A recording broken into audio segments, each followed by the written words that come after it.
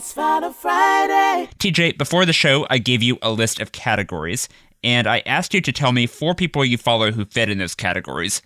Your first pick is in the category Someone Who Makes You Laugh, and you said Sydney Battle, who is on Twitter at Sydney Battle, and her first name is spelled Sydney. She's also on Instagram at Syd Battle, that's Syd Battle. Sydney is a writer, a comedian, an actor. Do you remember how you first started following her? Yeah, I believe it was during the bad times of the pandemic, March 2020, April 2020, when we were all at home, locked up in our houses and not really going anywhere and spending a lot of time on the internet. And I thought that her videos, specifically the Brooklyn Mom skit that she does, she sort of invented this character. And as somebody who lives in New York, I lived in Brooklyn for many years. I live in Queens now. I just thought it was so funny, and I would watch it again and again. And every time she did, kind of an unofficial series with that character. And every time a new one would come out, I would watch it right away. I would send it to all of my friends and just say, this is hilarious. It's too true to life. And so that's when I started following her. And she's developed a couple other characters that she does. And it seems like in the last few years, and I think because of that Brooklyn Mom character, she's really taken off. Like I think she had, less than 10,000 followers when I first started following her. Now she's up to 30,000 or more. So yeah, she's just hilarious. And it's really, I've loved especially that Brooklyn Mom character because it kind of makes fun of, the ritzy kind of Park Slope moms who live in $2.5 million brownstones. And, I think in her skit, she goes out to her Hamptons house, the character does, and is like, oh, there's no space while, I was in my small apartment in Brooklyn with 2 roommates trying to weather the pandemic. And you just kind of hear from these people. It was so true to life. So that's when I started following her, and I just have loved her stuff. It's one of those characters where it's a very specific parody of a person who's, yes, by definition, bound to this geographic area. And yet, as someone who has never lived in Brooklyn, I can watch this and be like, oh, clearly every word she is saying and every intonation is specifically chosen. That if you know this person in real life, you are dying of laughter, I'm sure. Yeah. Yeah, no, I mean, I don't actually know people that are, I'm not close friends with people that are that pretentious, right. But I definitely have crossed paths with them, and it was great to kind of get a laugh at them. Yeah, so I'm going to cut in a clip here from a video you sent me called To Atticus with Love, a Brooklyn Mom Story.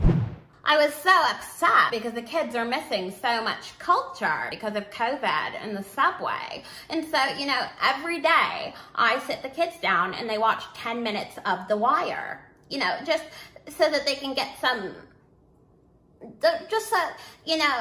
yeah, the Ebonic accent is so beautiful, but strong that I don't even think the kids can recognize the vulgarity.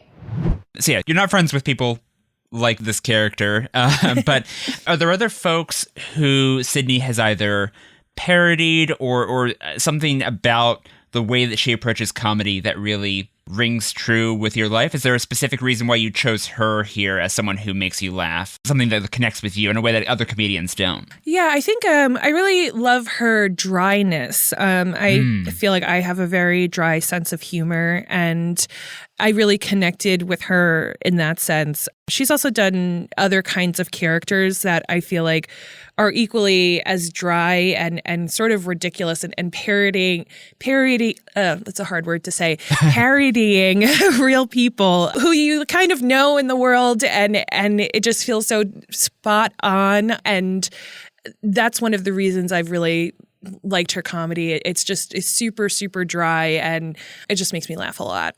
Yeah. Well, I also want to call it something that I noticed when I was scrolling through Sydney's tweets.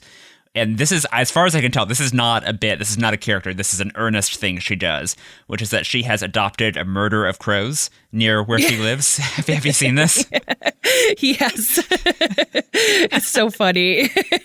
Yeah, there's like, she's just got this real absurdist nature to her, which I feel like, especially nowadays, we need some absurdity in life, because I don't know how you could get through it without that.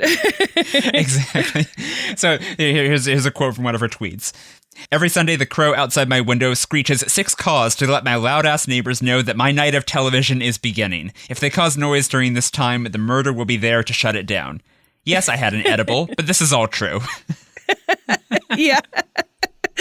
Yeah, like that's just so funny and also absurd. And like, you know, crows are creepy animals in a lot of ways, even though they're like super, super smart as well. So I think it's like playing on both of those things. And, you know, just the idea of like, you know, you're like at home, you're trying to watch your TV and your neighbors better be ready to hear your TV blasting. It's just, I don't know, it really makes me laugh.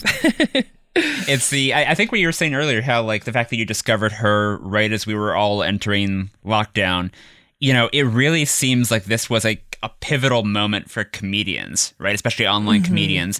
The fact that we were all at once sharing this experience of not being able to go anywhere, it was a constraint that forced them to think about what are the new relatable forms of comedy. Well, it's the birds I see outside my window, or it's the vague impression of that obnoxious Brooklyn mom I met back in the before time. You know, it's like there's. Yeah, exactly. I do think that, especially early in the pandemic, the first half of 2020, from March 2020 through the fall. Yeah, so many of us were inside. I mean, we had a little reprieve over the summer where we could kind of go back out a bit more. But online comedians then really took off in a way that was excellent to see. And I think it's so interesting to me. I'm a very big fan of stand-up comedy. I mean, pre-pandemic, like that was my hobby. Like I was going to a stand-up comedy show once a week in my neighborhood in Brooklyn where I lived. And, you know, they had the ones for $10 or free shows and you could kind of just pop in and see people. And a lot of those comedians, like before I think the pandemic, of course they were making online content and doing skits, but they really got attention in a way that because we were all online so much more, so many hours of the day, that they may not have otherwise gotten, and may potentially it would have been harder for them to break through. So that is one tiny silver lining of the pandemic, is we've got all these wonderful young voices who, you know, maybe would have taken a couple more years to gain this sort of following, gain the notoriety they have. But because this light was shown on them during this specific time, they've really been able to build great followings. And I'm excited to see, you know, Sydney is also acting. So seeing what she might be in down the line as well. 100%. Well, that was Sydney Battle, who is on Twitter @SydneyBattle and on Instagram @SydBattle.